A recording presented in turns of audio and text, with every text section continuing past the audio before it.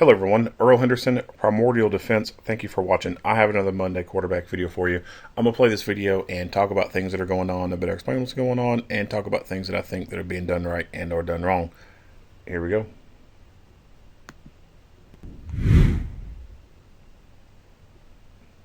I'm Sheriff T.K. Waters. This is a critical incident community briefing by the Jacksonville Sheriff's Office. Our agency has prepared this briefing consistent with this administration's commitment to openness and transparency to the public that we serve. Now, the Chief of Professional Standards will deliver the currently available information pertaining to this critical incident. I'm Chris Brown, the Chief of Professional Standards for the Jacksonville Sheriff's Office.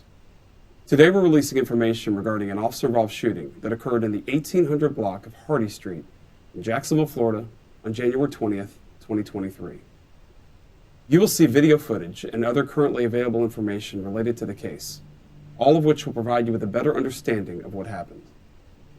When investigating an incident like this, investigators must often interview numerous witnesses, review many hours of video footage, and analyze a significant amount of forensic evidence. These investigations can often take up to a year or more to complete. As such, we are still at the very early stages of this investigation, so our understanding of this incident may change as additional evidence is collected and reviewed. We do not draw any conclusions regarding whether the officers acted appropriately with respect to the law or JSO policy until all of the facts are known and the investigation is completed. The officer-involved shooting on Hardy Street resulted in the death of Leon Burroughs. Burroughs was 39 years of age at the time of his death. I'm going to share the timeline of events that led to the officer-involved shooting on January 20th, 2023. We are sharing this information to provide the public with a complete understanding of what information was known to law enforcement as they made critical decisions during their interactions with him on that day. In the early evening hours of January 20th, 2023, officers responded to a residential burglary in the 1700 block of West 2nd Street. A witness provided a physical description of the burglary suspect, a black male with dark skin and high cheekbones, wearing a black hoodie, a black jacket, and a black skull cap, who left the area on a black bicycle. Officers learned that the victim's smartwatch had been stolen, and that the victim was able to remotely determine through GPS tracking that the smartwatch was in the 1800 block of Hardy Street. Additional officers went to the location on Hardy Street, where they observed a bicycle matching the description of the one used in the burglary. Officers learned from a family member that Burroughs owned this bicycle and that he was living in a vehicle on the property. Officers located the vehicle and observed Burroughs sleeping inside.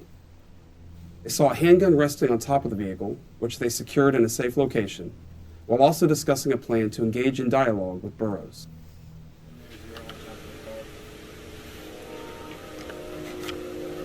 Name's Leon. How do you know him? That's her grandson. There's a black light back there that she says belongs to him. Ma'am? Okay. Is the door unlocked? Hey, is that gun loaded? It's unlocked? Okay, so Let's get that gun out of the play before we do anything. move the gun to the, at least to the trunk. Like who did And then, the fuck just leaves their gun laying on top of the car? Like, was this guy so stupid or so high or drunk that when he got to the car and opened the door, or before he did it, he set the gun on top of the hood because his hands were full? Or I would just like to know, like, how the hell that came to be. Like, how'd this dumbass leave his gun laying on top of the car and then gets in the car and closes the door and then forgets that he left his gun on the roof of the car? we'll do on three. We'll just open that door and this door at the same time.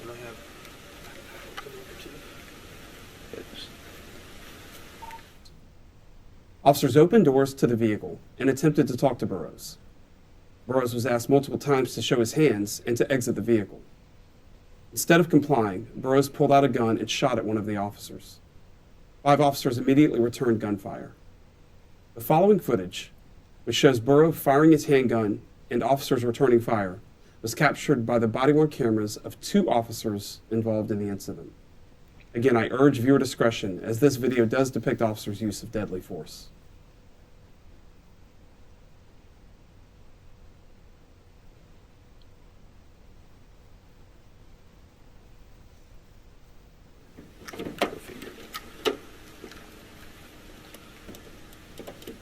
Probably reach in. Leon, wake up, buddy. Wake up, man. Keep your hands up. Wake up. Sheriff's office. Wake up, buddy. Put your hands up so we can see them.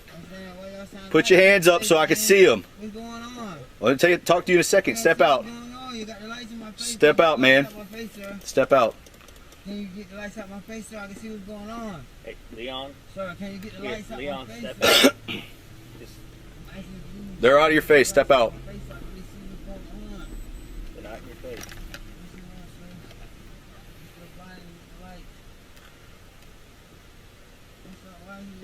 Leon, step out of the car. Leon, step out. Step out or we're going to pull you out. Step. Let me see your hands. Let me see your hands.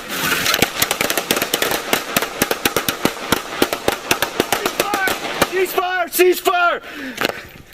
HQ, shots fired by police. Shots fired for police. I've been hit. Start rescue 1068. Good? I don't know.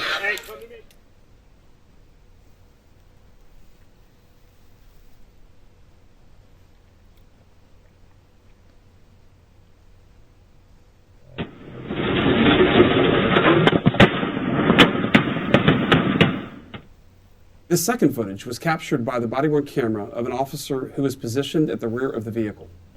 In this footage, the muzzle flash of the gunshot fired by Burroughs is visible inside the vehicle. Leon, step out of the car. Leon, step out. Step out or we're going to pull you out. Step. Let me see your hands. Let me see your hands.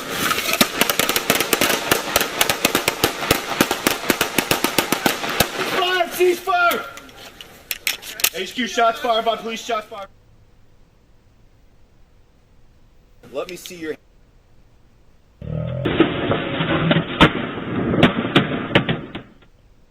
One officer was grazed on his face by the gunshot fired by Burroughs. Phew.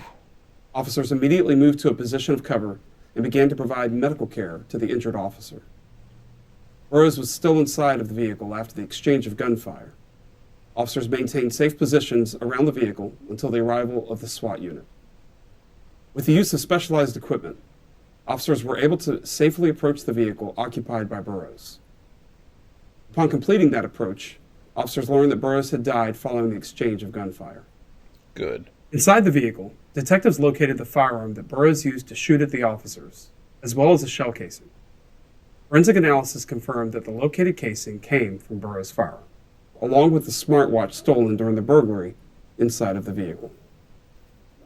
An independent investigation and review of the actions of the officers will be conducted by the State Attorney's Office. The State Attorney's Office will decide. And I'm willing to bet that if he stole the smartwatch, then he probably stole the guns as well. And again, it just like it bewilders me that he just left a gun on top of the car. Like, how stupid. Now, this gun that he had, the M&P right here, it's a good gun. Him living in a car that I guess obviously doesn't work, or else he would have drove the car to the scene of the burglary instead of riding around on a bicycle. I highly doubt that this guy went and spent his hard-earned money on this handgun. It has to be stolen. So, how were guns stolen? Well, I guess the better way to ask that is, how are the majority of the stolen guns stolen? Because you can have guns stolen straight out of a gun store, but that does not happen as much as the other ways that happen. So how do the majority of the stolen guns end up stolen and making their way to the streets? Careless gun owners. That's the short and simple answer right there. Careless gun owners. Careless lawful gun owners who are able to legally go buy a gun, but carelessly left their gun laying around and made it easily accessible to unauthorized people. So these careless gun owners are leaving their guns out where anyone can fucking grab them. They are neglecting to put them in a safe. They are neglecting to take the gun with them wherever they go. They are neglecting to keep that gun on them. It's very difficult to steal a gun from a person when they are wearing it. I'm not saying it's impossible, because it has happened, but generally speaking, it is very difficult to steal a gun off of someone who is wearing the damn thing, especially when it's concealed and you don't know they fucking got it. But you know what is easy? Opening a car door that someone forgot to lock, and then sitting inside that car and opening up that center console that does not lock at all and seeing a gun in there. That's super easy. Or opening the glove box that does not have a lock on it, or does have a lock on it but was not locked. Opening it, that's easy. Smashing the car window and sitting in the car and then doing those two other same things with the center console and the glove box, that's easy. Kicking in someone's back door, walk into the bedroom, see the gun sitting on the nightstand, open the nightstand, see it laying inside. Those are very super simple, easy ways for these little criminals to steal guns from careless gun owners.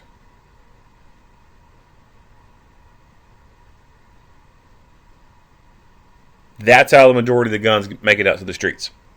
Now, can straw purchases occur? Yes. What's a straw purchase? That's where someone who is a convicted felon gives the money to a person who is not, and that person who is not a felon goes to a gun store to buy a gun because they can pass a background check, and then they go back and give that gun to the convicted felon. That's a straw purchase. That's highly illegal. It's also very difficult to prove and convict on that as well.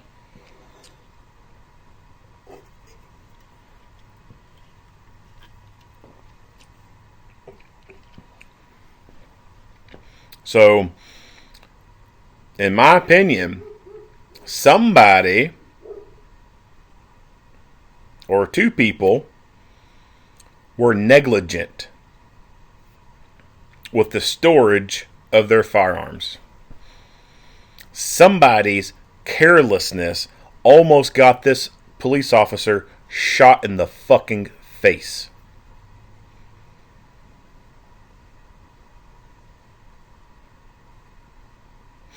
The anti-gun movement is getting stronger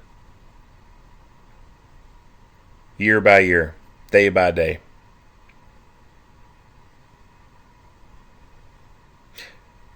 And it's not just the anti-gun movement that is getting stronger that's the problem. The backbone of the people in this country is getting weaker.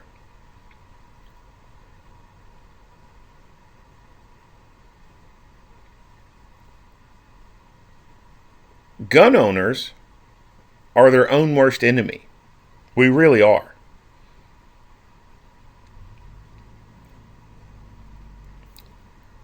We are giving the anti-gun crowd more ammo to to come after our guns.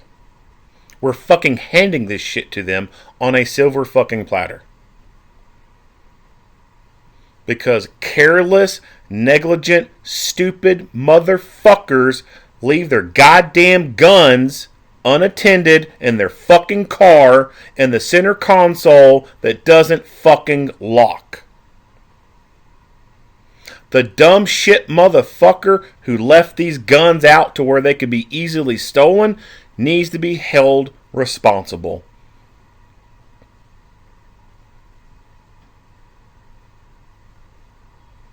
I do believe in safe storage laws. Reasonable safe storage laws.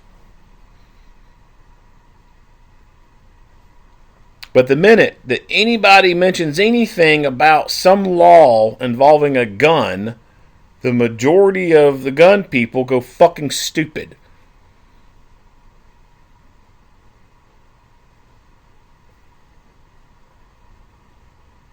And they go totally deaf to anything that's being said.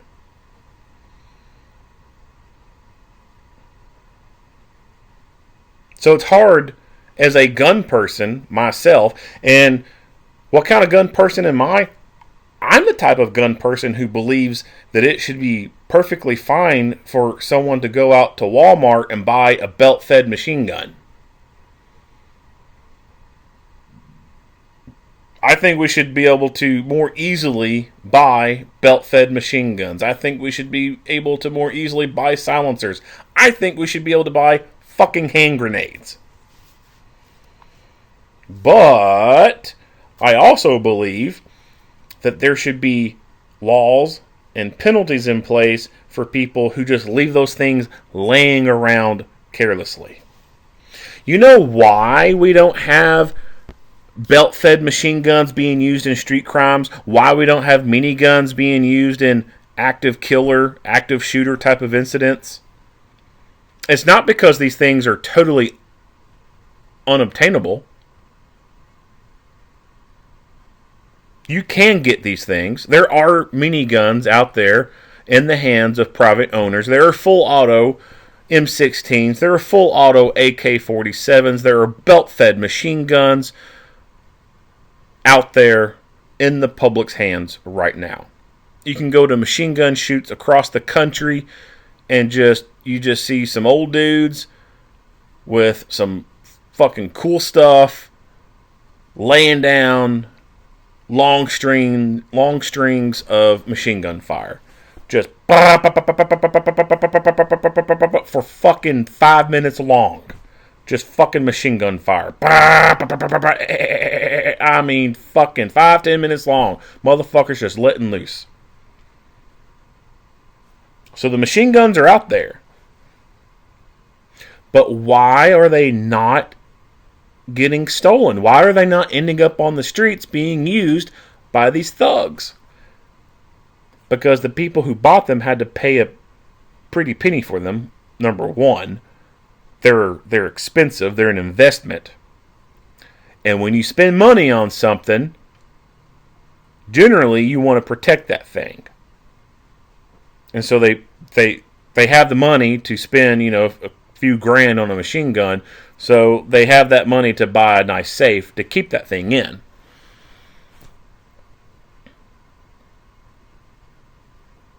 So one, they're protecting their investment. They put it in a safe. And two, just the realisticness of always carrying around a belt-fed machine gun, that's just not realistic. So there's no instances where you're going to find someone just leaving their belt-fed machine gun in their car like they would maybe an AR-15.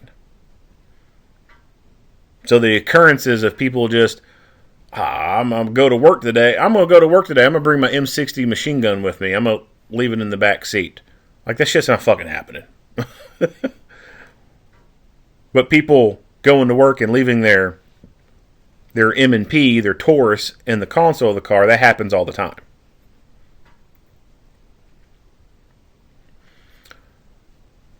So these, and let's look at the smaller stuff, okay? Belt-fed machine gun's pretty big. What about people with the full auto M16s and the AKs? They're not as big as a big-ass belt-fed machine gun. Do these people leave these things laying around the house? No. They keep them in a safe. Mostly because they spend a lot of money on them.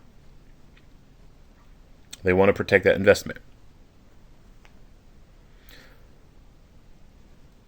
So the key thing for all these NFA items is they're pretty much all stored in safes when they're not being used. Huh. What a fucking concept. You mean to tell me these guns, that when they're not being used, they're being stored in safes, and it makes it incredibly difficult to fucking steal them? Huh. Goddamn, I think I'm onto something here. Huh.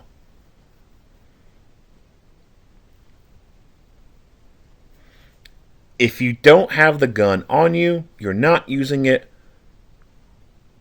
what are you doing with it? You leaving it at home? You leaving it in the car? Put it in a safe. You can get a safe for the house. You can get a safe for the car.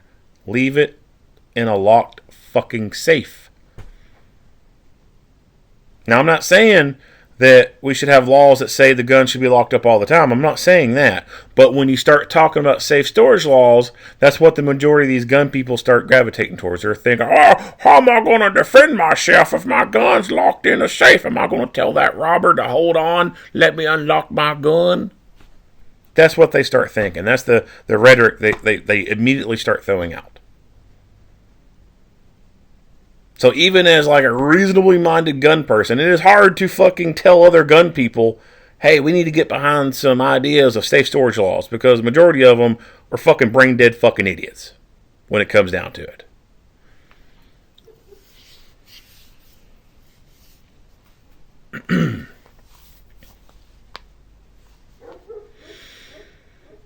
Anyway, enough ranting on that. But yeah, these guns most likely stolen, and because of someone's carelessness, this officer almost got shot. Didn't almost get shot in the face. He did get shot in the fucking face. It's just that the angle was good enough to where he got grazed. But this officer almost got shot in the snot box. He almost had some lead go into his brain and kill him because of someone's carelessness. Someone who was so fucking stupid they couldn't go buy a safe and leave their gun in it. Now, so let me say one more piece to that. In addition to safe storage laws, what else needs to be done? We need to abolish these gun-free zones. Why are people leaving their guns at home? Why are people leaving their guns in their car? Because when they get to work, their work has some stupid fucking rule about you can't have any guns at work.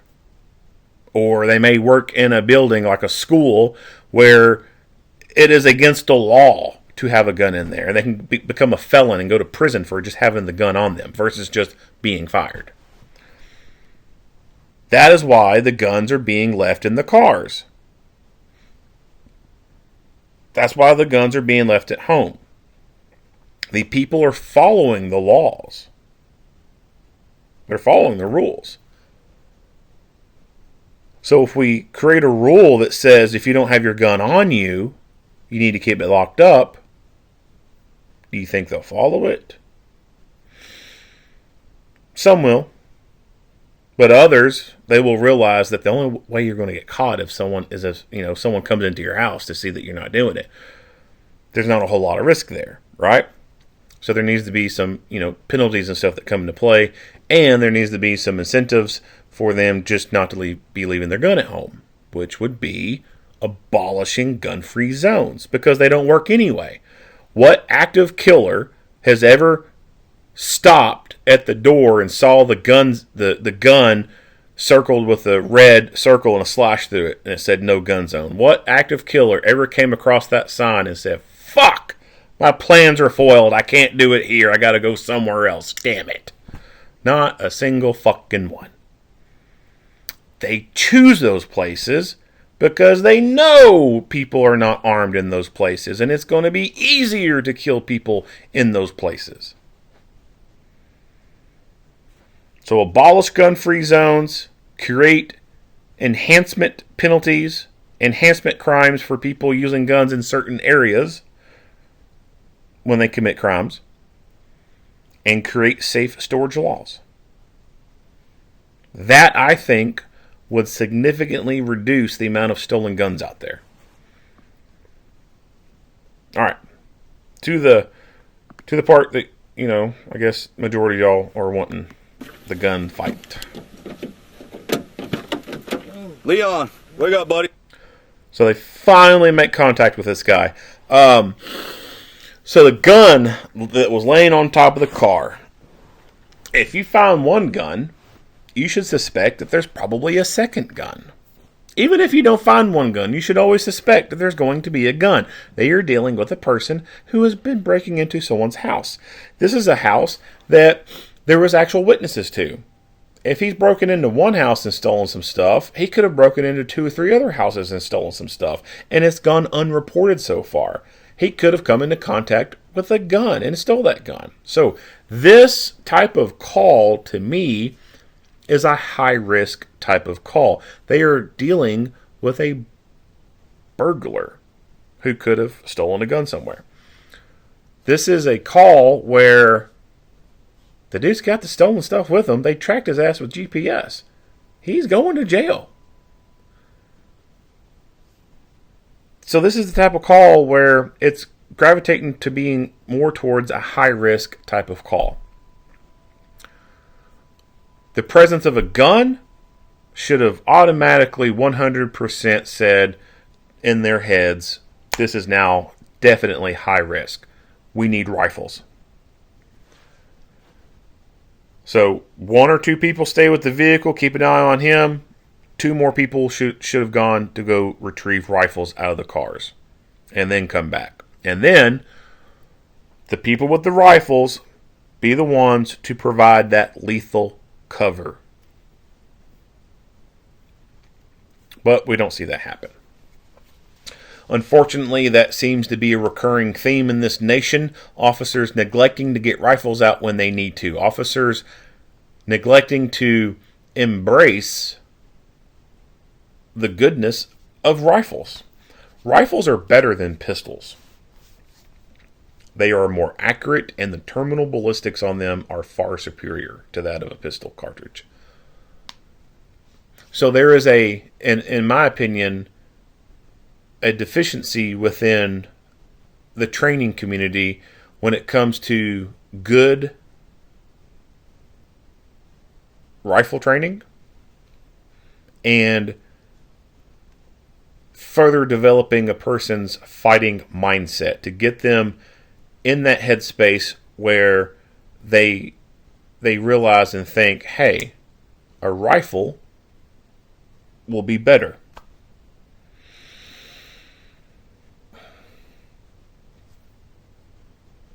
And unfortunately, we don't see that. We see too many times officers going into these things with pistols. Now, it's not so much just always a training problem there. There's also some stuff that it's just the day in, day out of normal police business that also plays a lending hand in why officers are not getting rifles out. So the day in, day out stuff, officers are not getting in the gunfights every single day. You think about your local agency. When's the last time they were involved in a gunfight? And if it was recent, when was the last time before that? So the majority of these agencies and these officers out here are just not getting in the gunfights. So the prevalence of getting a rifle out just doesn't come into play because they just haven't been there, done that to realize, oh shit, we need rifles. So there's that, and then plus the training aspect of it as well. Just a lack of good, recent, relevant, realistic training in rifles that gets people switched on to the fighting mindset of a rifle is the better thing to have in a gunfight.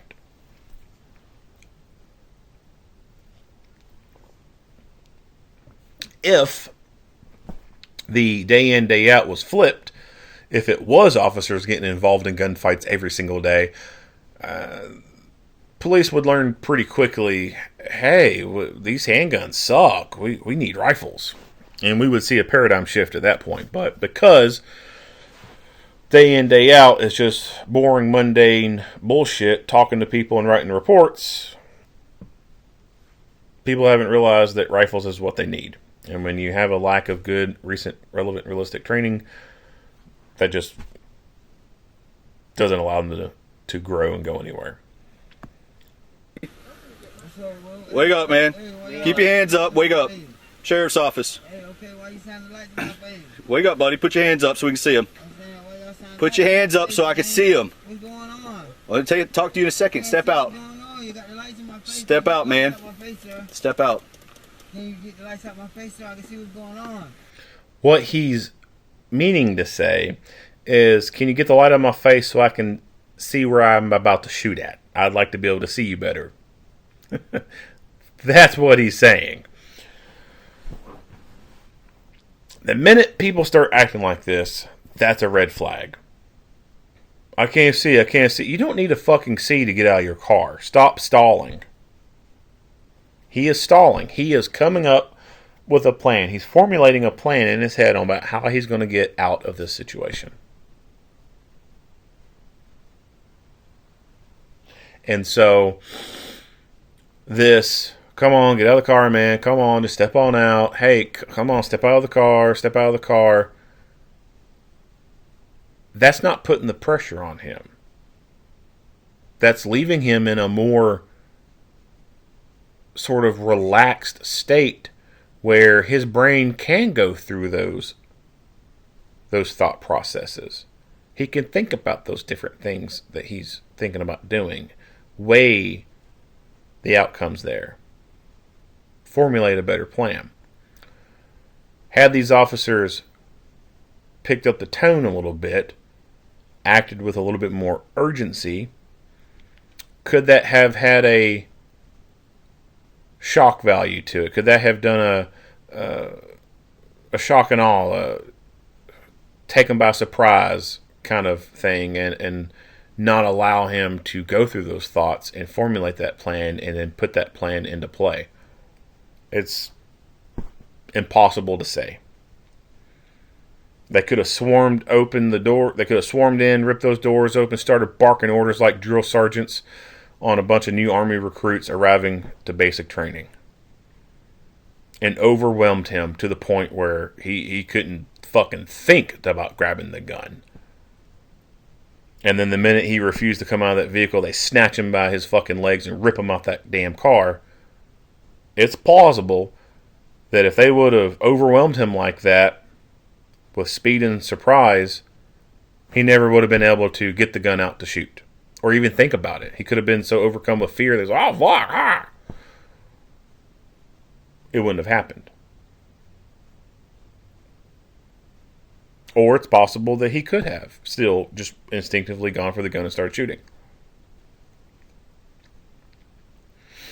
People want to put this emphasis on soft approach and de-escalate, and don't come at people in an abrasive manner. Don't instigate. I'm not saying that all that is wrong thinking, but there's lots of times where that kind of approach creates a worse situation. It allows the situation to become worse than what it could be.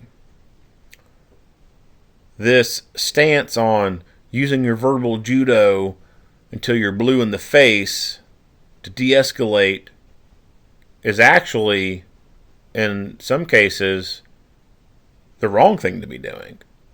The continuous, non-stop use of verbals to keep the situation de-escalated or try to de-escalate it actually ends up causing that situation to fucking escalate, because that person is not taking anyone serious.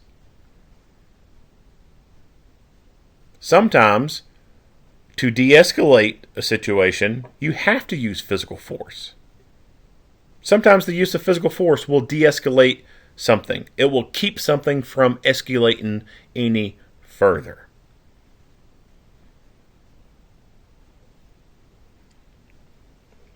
So could a different approach on this have caused a different outcome? Possibly. Or it may not have. It's also plausible that if they had swarmed him and did a speed and surprise on him and started barking orders and, you know, gave him about a few seconds to comply, and if not, yank his ass out, it could have turned into a shooting, and then the anti-police crowd would be like, oh, they came in there, you know, looking for a fight. Look how they acted, you know, they're barking at him like dogs. Blah, blah, blah, blah, blah.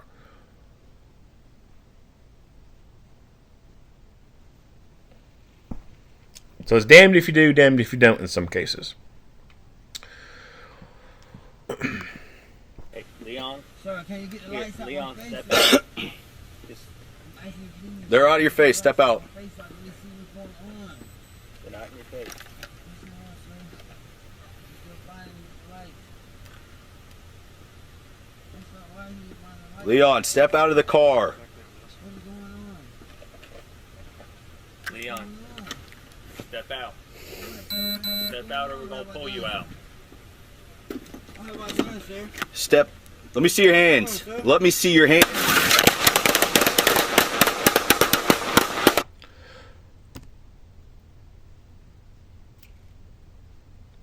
So if they're going to rip him out of the car and use force against him, then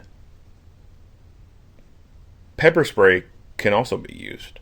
And I think that could have been a decent option. If he's refusing to come out of the car, make him want to come out of that car.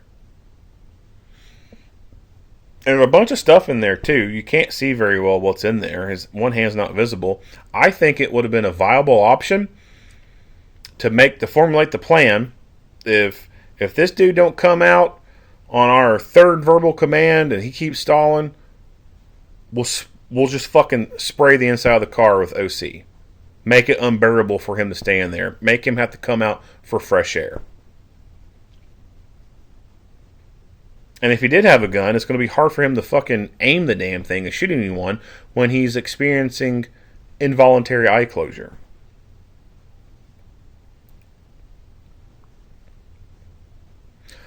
So definitely think that OC could have been an option here.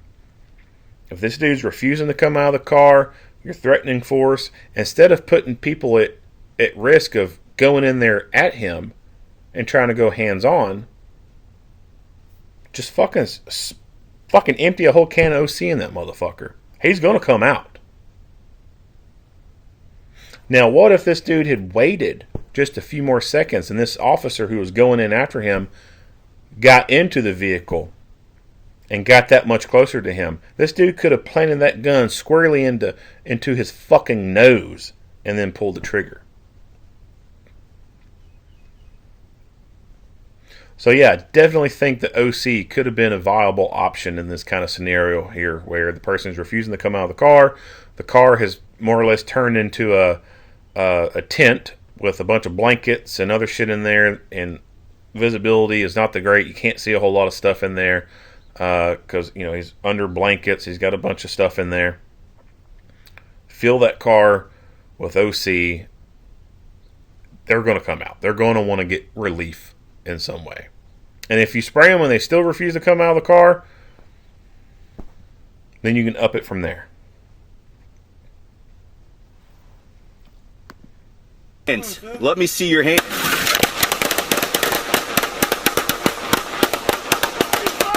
Ceasefire! Step. Let me. So think about positioning around the vehicle. So he's here. He's in the center. And you basically got a half circle going around him. At one point, there was a kind of a full circle because there was an officer over here towards the front of the vehicle. What's this mean when people start shooting? Potential for crossfire. So, better positioning could be had, in my opinion. More communication on where people are going to stand. Like, hey, if this thing turns kinetic, we start shooting. If you're standing there, if you're standing to the front of the vehicle and you're standing to the back, and you are both shooting, there's potential that one of your rounds could hit each other. See your hands. Let me see your hands.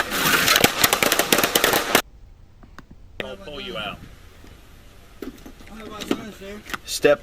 Let me see your hands. Let me see So pay attention to him. your hands. They're shooting. These guys over here are shooting. So their trajectory is coming this way. And this guy's still over there. He's still, quote unquote, down range. Ceasefire! Ceasefire! HQ, shots fired by police. Shots fired for police. I've been hit. Start rescue 1068. Good, good. I don't know. Hey, come to me. All Start right. rescue 1068. Good, good. I don't know. Hey, come to me. So right before the camera closes out, I've been hit. you see Start a rescue magazine 1068. drop from the gun. Good, good. I don't know. Hey, come to me. And you can hear in the background another magazine I've or been another hit. gun being Start worked. rescue 1068. Good, good. I don't know. Hey, come to me. All right. So when there's a lull in the gunfight and it's safe for you to do so, perform a magazine exchange.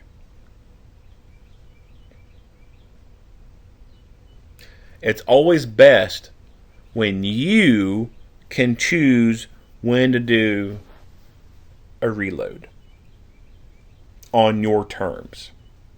That's the best kind of reload you can do. It sucks to be forced into a reload, such as firing to slide lock in the middle of a fight. Those are not on your terms. Those are bad terms.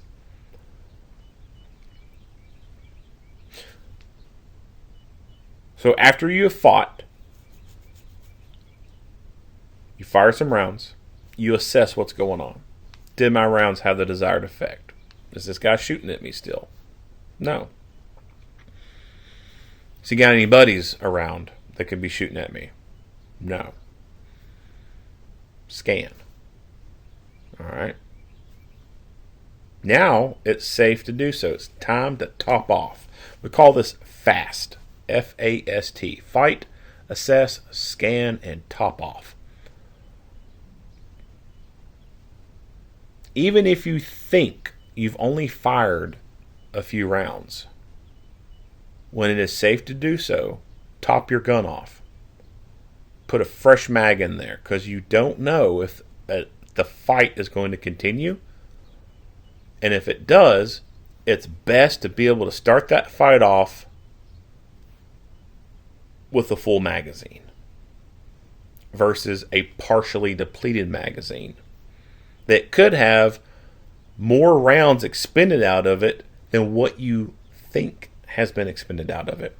So when you think about fight or flight, a lot of things happen to your body, physiologically and psychologically. Lots of times people have been asked after a gunfight how many rounds they fired, and they can't get it right. They may say they fired 2 rounds when in reality they fired 6. They may say they fired 8 rounds when in reality they fired 3. A lot of people just don't get it right. Some do, but a lot of people don't. So you cannot rely on what you're thinking in that moment because you could be wrong. You may have thought you only fired 5 rounds, but in reality you fucking fired 10 or 12. Sometimes people don't hear the gunshots in a gunfight. It's called auditory exclusion. People also experience time distortion.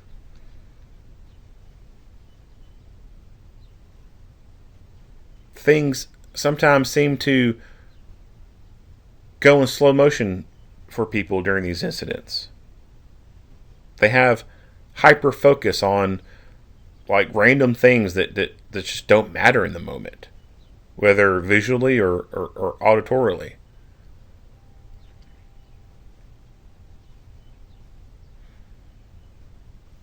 So when it's safe to do so, do a reload. Now, when you go to do a mag change, it's better to have that fresh mag up and out and then hit the eject on the gun to drop the old mag and then quickly put that new mag in the gun. That minimizes the amount of time that your gun is unloaded or is only a one-shot wonder. Now, if it's to slide lock, that doesn't matter, because if you're fired to slide lock, you've got a hammer at that point. So it doesn't matter if you drop that magazine first and then bring out a fresh mag, because you got a hammer at that point. But if you've got a gun, you got some partially depleted rounds from it, and you hit that eject and that magazine falls out of the gun and hits the ground before you ever get a fresh mag off the belt and up to the gun, that's a long amount of time for you to be holding a one-shot wonder. You're going to get one round off before you're holding a hammer. So you need to reach down to the belt, grab the mag, bring it up to the gun, and then once it's to the gun, hit eject, let that old mag fall, quickly insert new one. Now, when it comes to reloading and tactical reloading, there's a couple different schools of thought. One method is you bring the new magazine up, you hit eject, and you catch that old magazine with that same hand that is holding the fresh mag. You just put them in between different fingers, pull that old mag out, put that new mag in, seat it, and you've retained that old mag that still has some rounds in it, and you can put it in your pocket. That way, if you go through all your other magazines and you go to empty, you're going to have that one retained magazine that has 5 rounds left in it, and that could win the fight. In the history of modern day gunfighting, I cannot recall any instances, any stories in which a person won a fucking gunfight with a partially depleted retained magazine. A magazine that they ejected during the beginning phase of this gunfight, and they kept it, they retained it, went through all their other magazines, ran empty on those, and then put that retained mag back into the gun and then won that fight. Cannot think of any instances where that has occurred.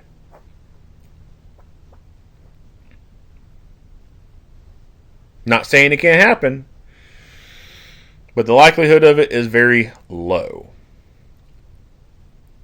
I've trained for that type of tactical mag change before in different classes, different schools.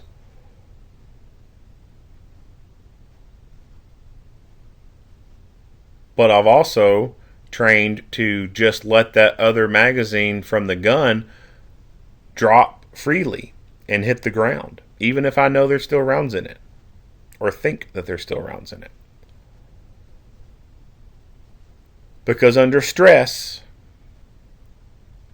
real stress, the kind you get when you think you're about to die, you could fumble and fuck up that tactical reload and drop both magazines.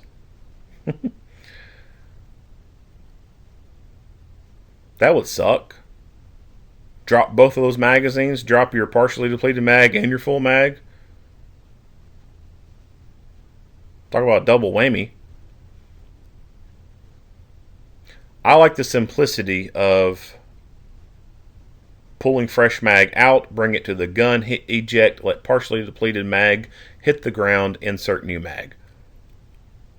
And then, if I feel like I want to get that magazine that I just dropped and put it back on me, all I gotta do is just look down at the ground and see where it's at, squat down, pick it up, and put it in my pocket, if I think it's that important to grab it. And I have a less likelihood of dropping 2 magazines on the ground. If I'm stationary, that's not so bad of a problem. That's cool. I can do that. I can bend down and pick one up. But what if I pick the wrong one up? What if I drop both magazines on the ground? I reach down, I pick up the partially depleted one. Now I've wasted my time picking up the wrong mag. Now I got to drop it and pick up the other. What if I'm moving during this and I drop both bags? And then boom, I start taking fire, and I got to move right then and there. I can't pick those damn things up. Those things are gone. Now I have one other mag to go to.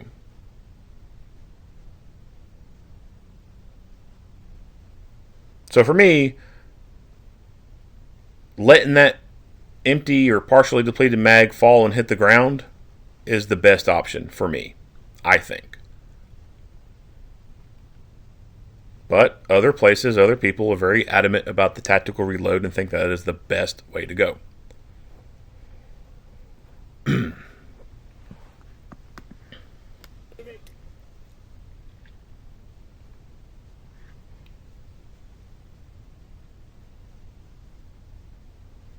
Phew.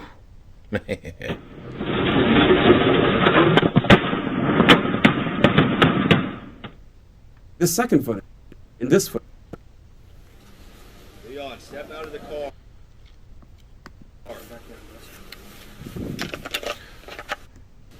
Leon, step out of the car.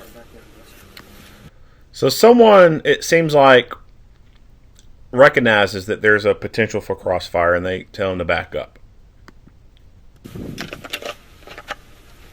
It would be way better if one of these guys had a rifle pointed straight down at this guy. Step out. Step out or we're going to pull you out. So you can see in the background, this officer has a handheld light and a weapon-mounted light.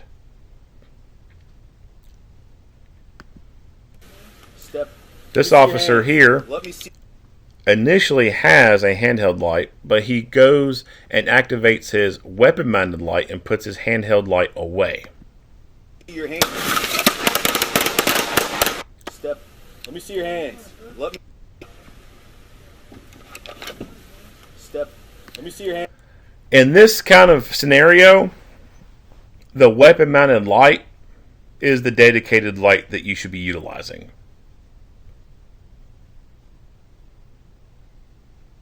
Holding a flashlight in one hand and gun in the other and then trying to shoot does not work very well. It's not optimal. You're shooting a handgun one-handed. And a handgun, straight out the box, so to speak, is already at a disadvantage because it's very short-barreled and you only get 2 points of contact on that damn thing to stabilize it. And stabilizing it is extremely important because the littlest amount of movement in that handgun is going to throw your shot placement off.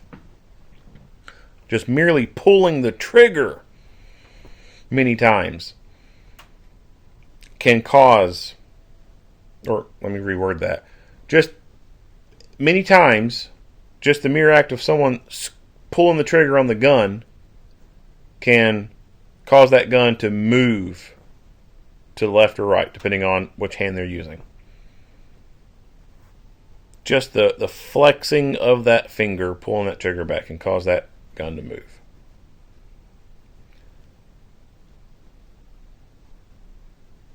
You reduce this by using your second hand, your support hand, getting a good, solid two-handed grip. They got the weapon-mounted lights. The weapon-mounted lights in this instance should be the primary means of lighting this threat. Put the handheld lights away, activate the weapon-mounted light, and stay with that. You should have a weapon-mounted light that is bright enough to be able to adequately illuminate the threat, the target.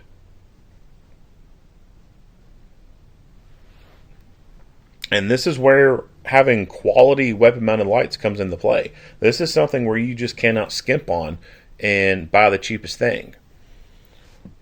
There is a reason why industry professionals, why the military, why special operations, why police and SWAT teams do not use inferior brands. The reason why you see so many agencies out there, why you see so many industry professionals, why you see so many military units using surefire flashlights is because they are established. It's not just a brand name thing. Like, they are known to work and work good. There's a reason why you don't see people using Olights. Now, you may have some officers out there who bought equipment on their own because they're forced to, because their agency's poor and doesn't have a lot of money, or they got administrators who are knuckle draggers and don't believe in stuff and won't buy the shit for them. And these officers are working on a small salary, right? They're not getting paid a whole lot. And so when they look at a $300 flashlight versus not a flashlight, but a almost $300 weapon-mounted light versus a $100 weapon light, what do you think they're going to go for? They're going to go for that cheaper one, just like everyone else, for the most part. And they're going to be oohed and awed by, lumen counts. This Olight weapon light has over 1,000 lumens. Oh, that's super bright. And it's only $100. This Surefire light only puts out, 600 lumens. And it's almost $300. You have to know the difference between lumen and candela. And you also have to know the quality of stuff. And the reason why Olight is not used by and large by the industry, people, in the line of work, is because they just don't have that reputation. They're not known for working that well or holding up to abuse. And because you can't get a good duty grade holster that will accommodate an Olight weapon-mounted light with a gun. Because the professionals just aren't using the damn things.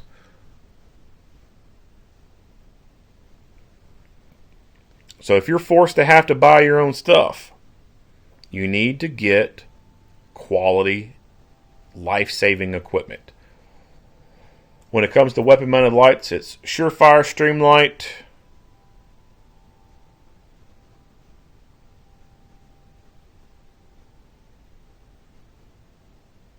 Mod Light, and Cloud Defensive. Those are the 4 that I recommend.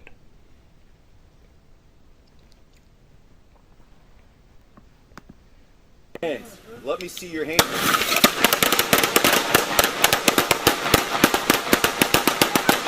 Fire! Ceasefire! HQ shots fired by police shots. Fire! Ceasefire! HQ shots fired by police shots. Ceasefire! So same kind of commentary for his magazine change right there. I don't think he fired the slide lock. I think he fired some rounds and then decided to do a reload. But watch what he does after the reload. I'll back it up. Fire! Ceasefire! HQ shots fired by police. Fire! Ceasefire! HQ shots fired by police shots. Fire! Ceasefire! HQ shots fired by police shots fired. It looks like he starts to initiate racking the slide, but then stops. I don't think that he racks the slide because we don't hear anything. So I don't think that he's fired the slide lock, inserted a new magazine, and racked the slide to make it put one on home. I think that he just, I guess maybe instinctively was going to go do a racking of the slide, but realized in his head, oh, hey, I don't need to do one. I didn't fire the slide lock.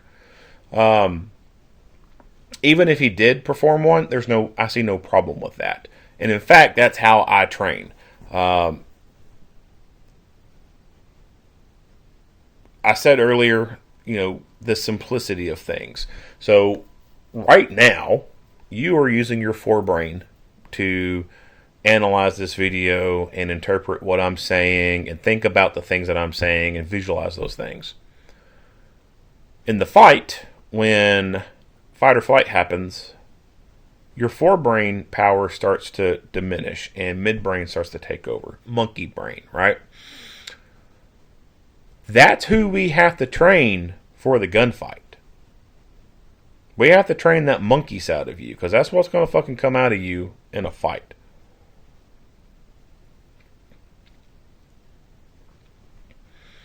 The way we train monkey brain is through repetitions. doing drills over and over. That way, you don't have to think about it. Because you may not be able to think very clearly because your forebrain is not operating at peak capacity. So when I do reloads, my training is to, again, take new magazine off belt, bring it up to the gun, and my gun is in what is called my workspace. So I'm shooting, and I'll stop shooting, and I'll recognize I need to go do a reload. I'll rotate my hand to where if I'm making a fist with my right hand, my fingernails are now facing my face, right? If I wanted to flip somebody off, all I got to do is lift my middle finger. So that's how my hand is going to be orientated. So I got my gun in front of me. I'm going bang, bang, bang, bang. I want to do reload. My support hand comes off, and my hand and arm move in a way that now the gun is pointed in the air. It's up at face level. I can look over top of the gun, see the threat, see the target, but it's not completely in my face where my eyesight's being blocked by it. But the gun is practically right there at face level. So I can see the gun if I want to focus on the gun, but I can look past the gun and focus on the threat. So it's in my workspace. Bring that fresh magazine up to the gun, hit eject, let that partially depleted mag fall out the gun, and then quickly insert new mag in firmly. And then I automatically rack the slide. Now, why do I do that? Because I am training the part of my brain that I can't get in touch with on a day-to-day basis, I guess you could say. It's not my forebrain that I'm teaching. It's my midbrain that I'm trying to teach, if that makes any sense. Because in the fight, my forebrain is not going to be working very well. And so I want that muscle memory stuff to come into play. I want to do things and perform things without having a thought about it. And so it's just an instinctual thing that I do. Even in training, when I'm not stressed in much in any way, I'm thinking clearly, I know there's a round in the pipe. I know I do not have to rack that slide. But that's because I am not in that headspace that I would probably be at if I was fighting for my life. I may not be thinking or have that ability to think with that much clarity, to fully realize those minute things going on. I might be more caveman-like in some of my interpretations of things. I may not even fully notice the fucking gun or some parts of it.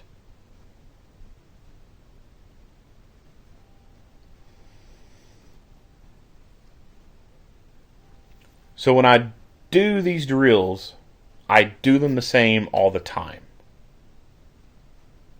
So that way, if it happens in real life,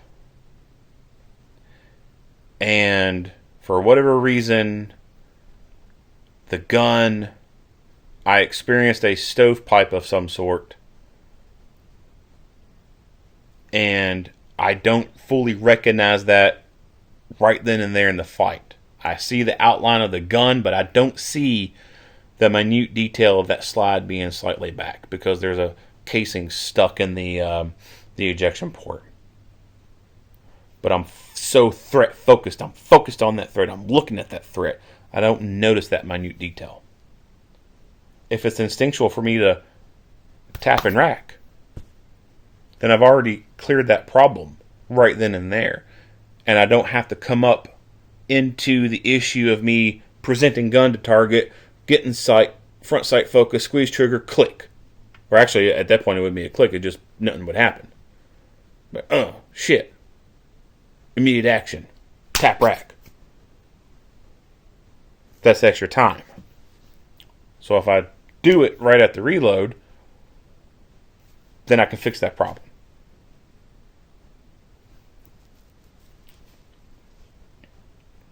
Or if there's some kind of debris, other debris other than the casing in there.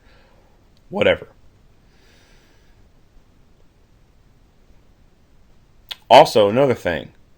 What if firing the slide lock and you go to insert magazine in the gun? The majority of the time, when you insert the magazine into the gun, when it's at slide lock, especially for a polymer frame pistol, you go slap that damn thing in, that can be enough pressure and flexing on that frame to make that slide drop on its own without you having to pull it back or hit the slide stop lever. And the majority of the time when you do slap that magazine in, that slide drops on its own. The majority of the time, yes, you will be loading a round in.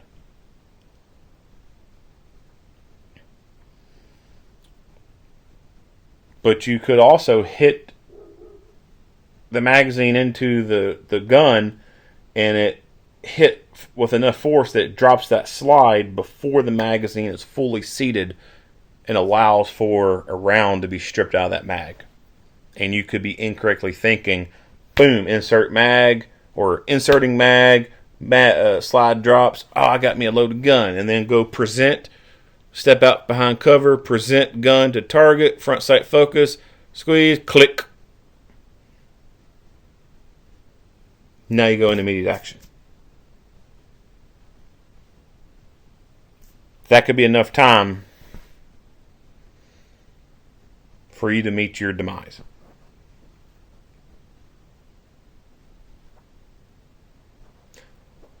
So no problem with racking a slide after putting a fresh magazine in and you're kind of confident that there's already a round in there.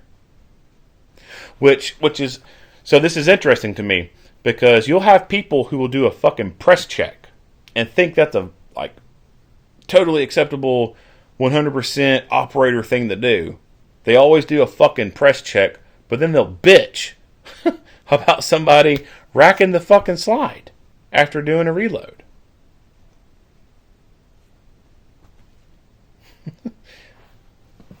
That one I don't get. Fire! Cease fire! HQ shots fired by police, shots fired. Let me see your...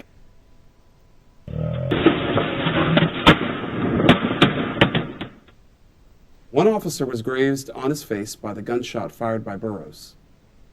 Burroughs fire. Okay, not much else to say about this video. If you like what you hear and see, go ahead and give me a like and a share. If you have not already, hit the subscribe button and stay tuned for more Monday quarterback videos. Earl Henderson, Primordial Defense, thank you for watching.